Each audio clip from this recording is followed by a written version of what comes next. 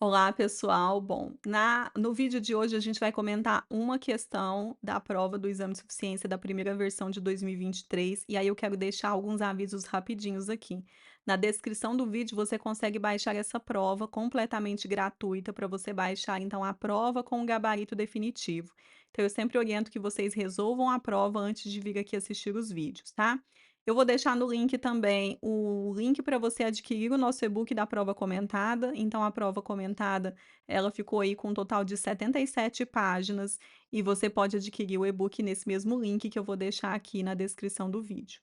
Também tem o link para você participar da nossa turma, que é o Momento de Estudar para o CRC, que é o nosso preparatório para o exame de suficiência.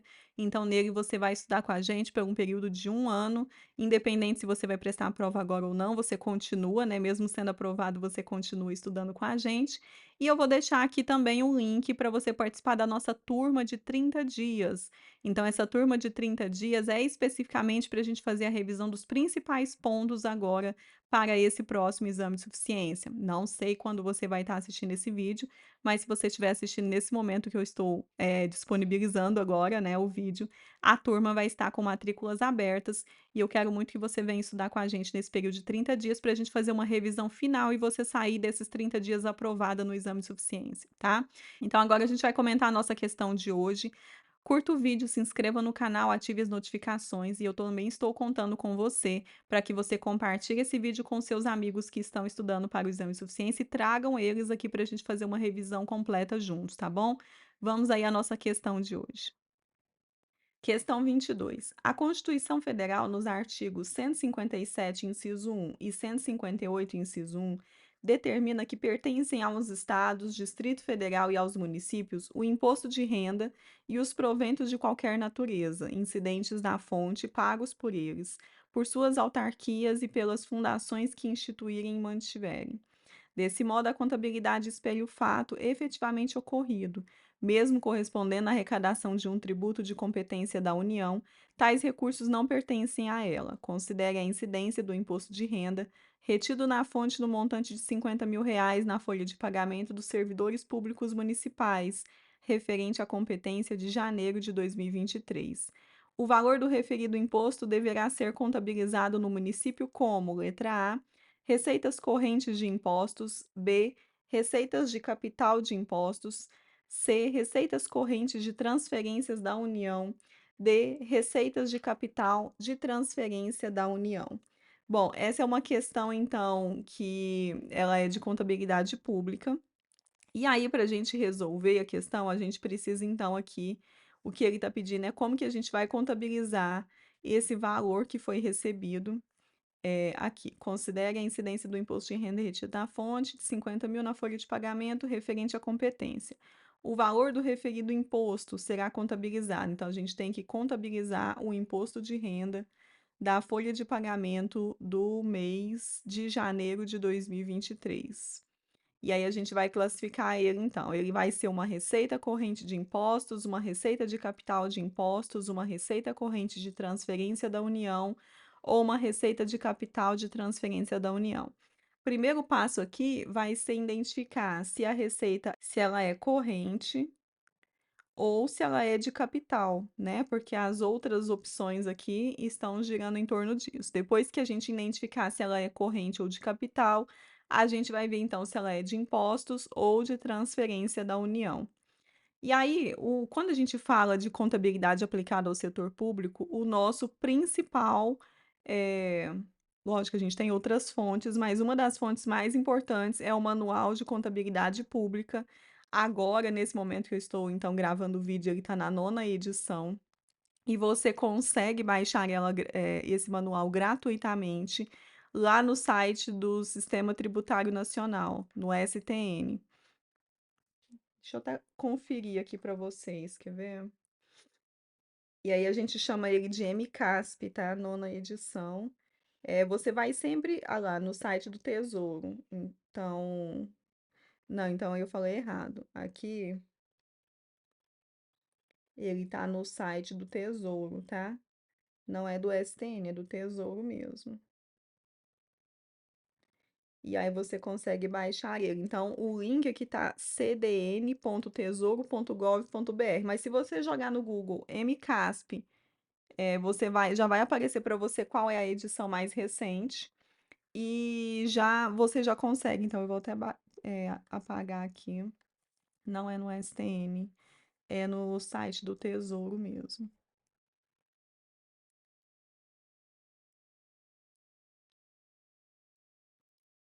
E aí, lógico, para o exame de suficiência, não acho que compense, dependendo do seu nível de conhecimento, aí talvez não compense que você pegue ele, baixe ele e vai estudar, porque ele é tão grosso quanto o nosso manual de contabilidade societária.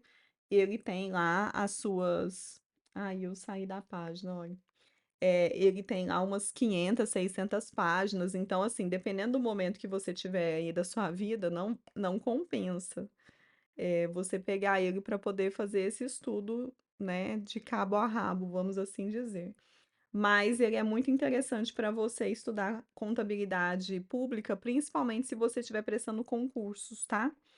E aí, então, eu tirei lá da página 69. Ele vai dizer assim, que a Constituição Federal, nos artigos 157, inciso 1 e 158, inciso 1, determinam que pertençam aos Estados, Distrito Federal e aos municípios o imposto de renda e os proventos de qualquer natureza incidentes na fonte, pagos por eles, suas autarquias e pelas fundações que instituírem e mantiverem. Os valores descritos no parágrafo anterior deverão ser contabilizados como receita tributária. Então, ele já fala aqui para a gente, ó, o imposto de renda vai ser uma receita tributária.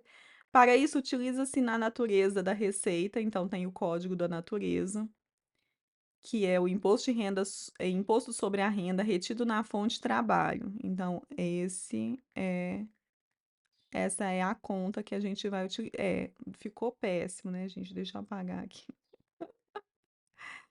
Como vocês já sabem, deixa eu pegar com marca-texto.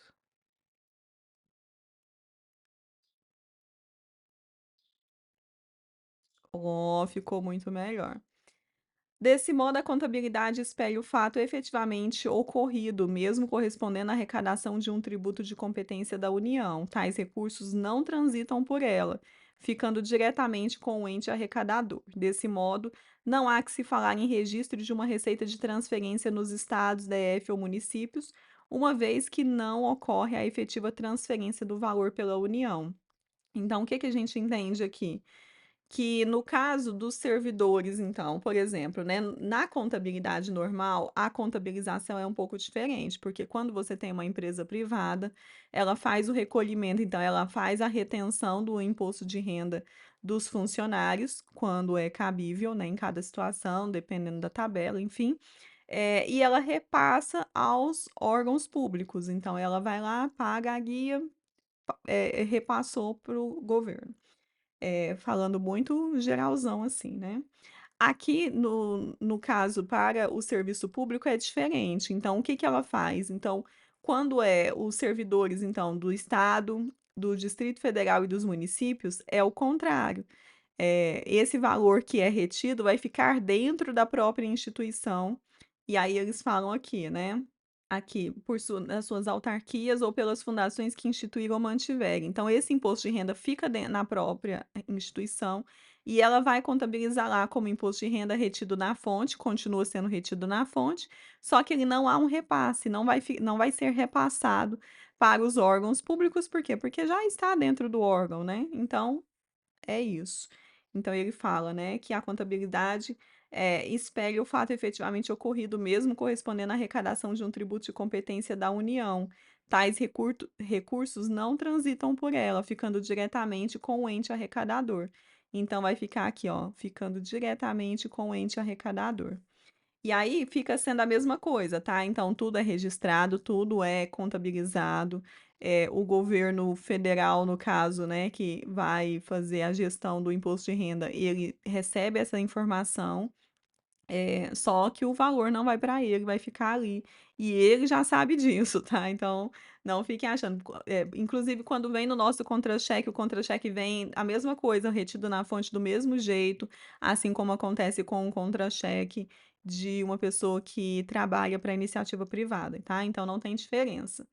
E aí, a origem da receita, a gente tem classificações, então eu tirei essa classificação lá no MCASP também, na página 43, ele tem lá. Então a gente tem a diferença entre receitas correntes e receitas de capital. Nas classificações da receita corrente, a gente pode ter receita corrente ou uma receita corrente intra-orçamentária, e aí a gente tem as classificações, a gente tem os impostos, taxas e contribuições de melhoria, as contribuições, a receita patrimonial, a receita agropecuária, a receita industrial, a receita de serviço, as transferências correntes e as outras receitas correntes. No caso das receitas de capital, a gente tem as receitas de capital e as receitas de capital intra-orçamentária, e a gente tem as operações de crédito, a alienação de bens, a amortização de empréstimo e a transferência de capital e as outras receitas de capital. Então, essa é a tabelinha de classificação aí das receitas, de origem das receitas. E aí, para a gente, o gabarito, então, vai ser a letra A. Na letra A, ele disse aqui, então, que a receita era uma receita corrente e de impostos. Então, de impostos a gente já sabe, né? Já que o imposto de renda é um imposto, mas a gente não sabia, então, que ela seria uma receita corrente. Se você notar, na receita de capital são operações relacionadas a capital, a crédito, a dinheiro mesmo. Então, operações de crédito, alienação de bens, amortização de empréstimo. Então, são opções dentro de nas receitas de capital, são opções ligadas mesmo a capital, e quando você entender capital, lembre-se de dinheiro mesmo, tá? Tanto é que nas correntes vai ter até receita agropecuária, então você vai ter essa distinção, tá? Então as receitas de capital são diferentes das correntes, as correntes são situações que vão acontecendo mesmo na nossa sociedade, então impostos, contribuições, receita patrimonial, agropecuária, industrial, lembra de industrial, toda uma cadeia industrial que gera também, né, eh, gera emprego, gera receitas, né, e gera também os impostos, né, então lembrem-se disso, tá? Bom, então gabarito letra A, questão 23. Os princípios orçamentários norteiam a elaboração e a execução do orçamento público e são válidos para todos os poderes e para todas as esferas do governo. Os princípios orçamentários têm caráter impositivo, embora não sejam absolutos pois alguns deles possuem exceções e relativações. Considerando que o município tenha incluído no projeto de lei orçamentária anual a autorização para abertura de crédito adicional suplementar e contratação de operações de crédito nos termos da lei, é uma exceção a qual princípio orçamentário? Letra A. Unidade, B. Exclusividade, C. Transparência, D. Universalidade. Então, aqui também é uma questão que a gente vai ligar à contabilidade aplicada ao setor público. Na verdade, se você estuda para concursos, você vai ver essa parte de princípios orçamentários lá na disciplina de AFO, né, de Administração Financeira e Orçamentária.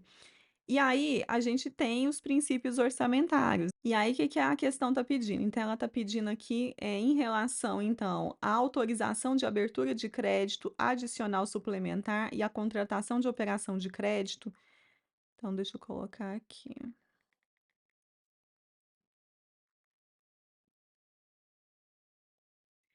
Ela está pedindo aqui para a gente qual é a exceção a um princípio orçamentário. Então, os princípios orçamentários, eles vão lá falar que não poderia, então, abrir o crédito, mas tem um princípio que vai ter essa exceção. Então, você pode, é uma exceção em que você pode fazer a abertura de crédito adicional suplementar e a contratação de operações de crédito. Então, a gente tem que encontrar qual é esse princípio que permite essa exceção. O princípio da unidade tá falso, então a gente tem uma fonte também, né, para estudar isso, a gente vai ver na 4.320. Gente, mas eu sabe qual que é meu problema? Que fica tudo torto? É porque eu escrevo com a coisa com o caderno torto, eu tenho que deixar torto aqui também, porque olha só, tenho muita dificuldade de escrever aqui com essa caneta, gente, vocês não têm noção.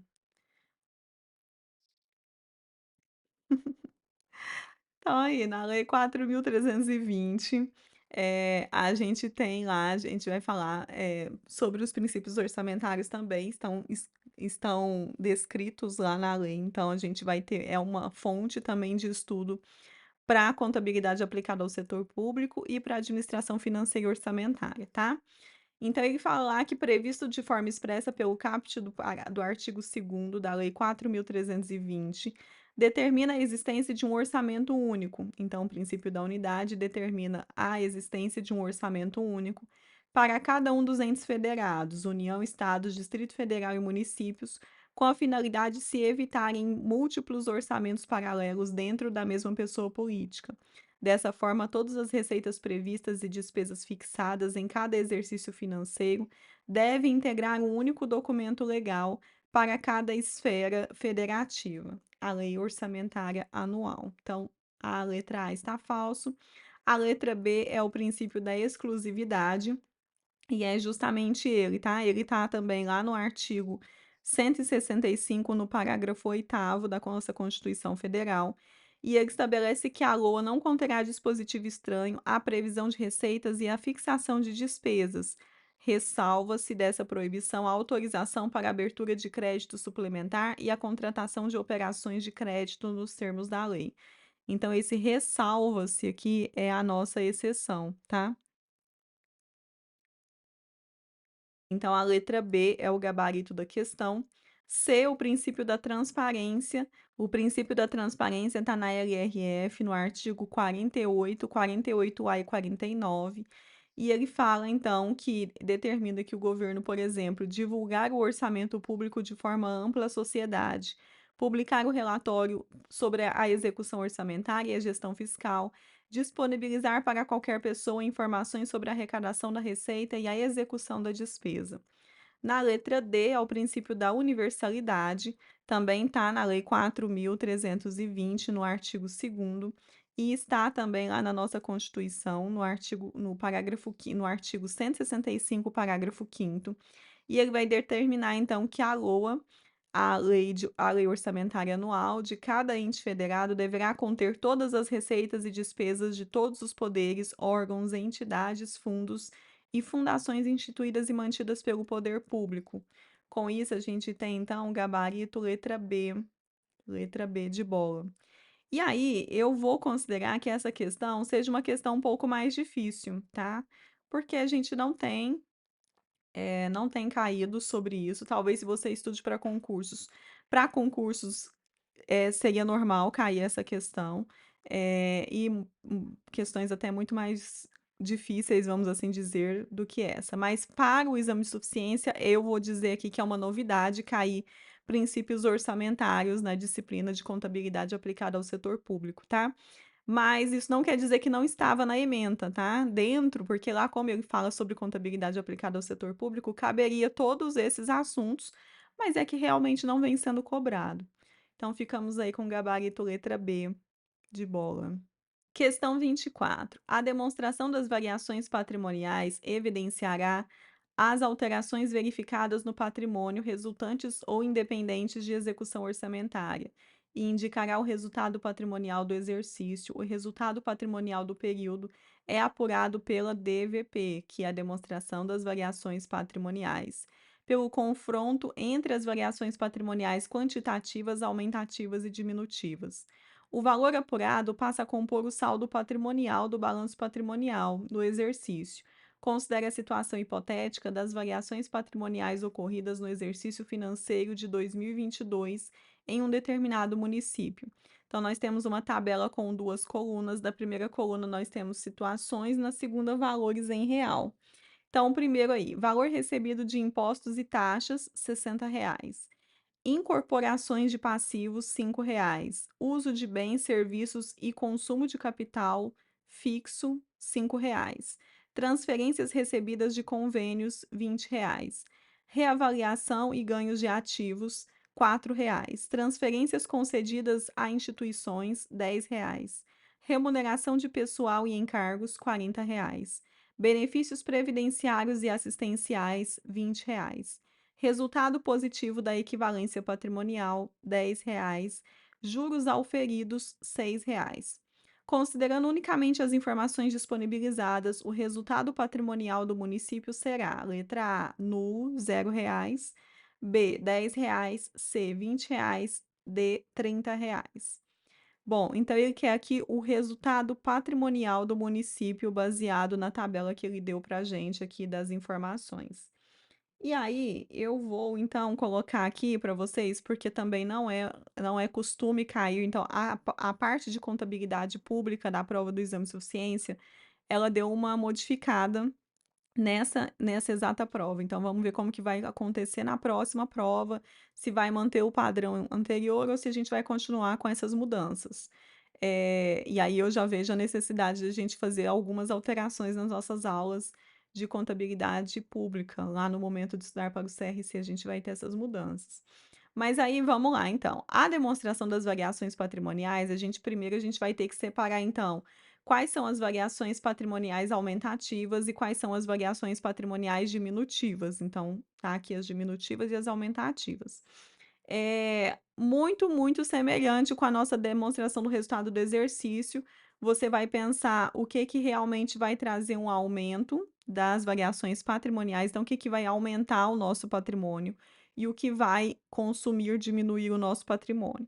Daí então eu separei as situações aqui, a gente teria então, eh, dentro das variações patrimoniais aumentativas, impostos, taxas e contribuições de melhoria no valor de R$ 60. A gente teria também as variações patrimoniais aumentativas financeiras em relação aos juros de R$ 6, as transferências e delegações recebidas no valor de R$ 20, a valorização e ganhos com ativos e desincorporação de passivos, que a gente tem o valor de R$ 4, e outras variações patrimoniais aumentativas, que aqui vai estar relacionada à equivalência, no valor de R$ 10. Com isso, a gente vai chegar então a um total de variações patrimoniais aumentativas de R$ 100. Então, 60 mais 6 mais 20 mais 4 mais 10 vai dar R$ 100.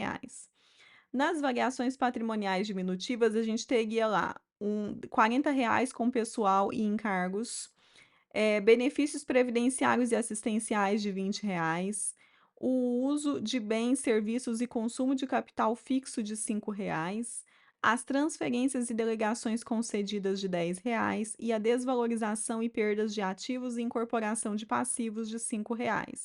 Com isso, a gente teria um total de variações patrimoniais diminutivas de R$ 80. Então, as variações patrimoniais aumentativas foram maiores do que as diminutivas, então a gente tem aqui R$ 100 menos 80 vai dar um total, um resultado de R$ 20. R$ 20 é o nosso gabarito letra C. Mas também, tá, para você resolver essa questão, você precisaria analisar a situação aqui e saber, pelo menos o básico entre fazer a diferença do que seria aumentativo e diminutivo, para encontrar um saldo final no final, né, para encontrar o resultado aqui. Então o gabarito aqui foi a letra C. Bom, pessoal, então essa foi a nossa questão de hoje. Curta o vídeo, se inscreva no canal, ative as notificações e compartilhe esse vídeo com seus amigos que estão estudando para o exame de suficiência. Tragam todos aqui para a gente fazer uma revisão bem completa e todo mundo junto. Também deixei aqui na descrição do vídeo vários links, entre eles o link para você baixar a prova com o gabarito e para você acompanhar essas questões, tá bom? A gente se vê no nosso próximo vídeo. Bons estudos e até mais.